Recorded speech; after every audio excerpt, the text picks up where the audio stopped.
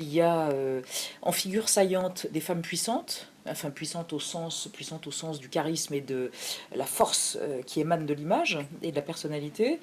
Mais je me demande si, au-delà de cette vitrine et cette première ligne, comme on dit à l'armée, de femmes puissantes, il n'y a pas un déficit tout simplement numéraire en femmes derrière. C'est-à-dire qu'après, il y a beaucoup de jeunes femmes qui sont pigistes, mais qui sont pas forcément, qui n'ont pas forcément des jobs à plein temps, qui pigent à droite à gauche. Et je pense qu'il y a encore du travail à faire au niveau justement de la parité.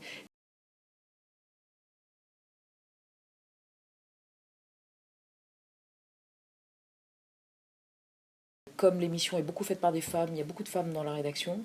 Il y a quatre programmatrices. Il y a moi qui dirige l'émission, une productrice, une co-rédactrice en chef. Enfin, il y a beaucoup de femmes, c'est une émission de femmes. Donc quelque chose naturellement nous pousse à vouloir accorder plus de place aux femmes invitées. Et puis de toute façon, on le doit.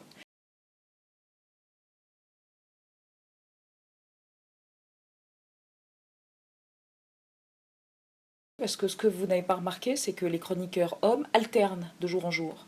C'est-à-dire qu'on n'en a pas 7 tous les jours de la semaine. On en a un et puis les deux à la fin de l'émission.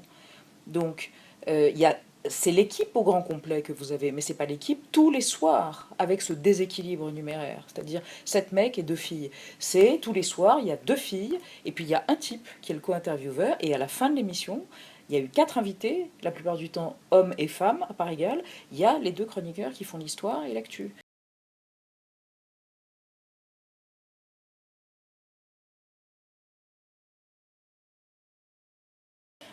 Un équilibre évidemment imparfait, mais d'abord, autour de la table, nous sommes un nombre impair, donc nous ne pourrons jamais arriver à l'équilibre, voilà, à la symétrie, à l'équilibre parfait. Et c'est plus intéressant de chercher toujours à améliorer plutôt que de se dire ça y est, on est arrivé à la situation idéale.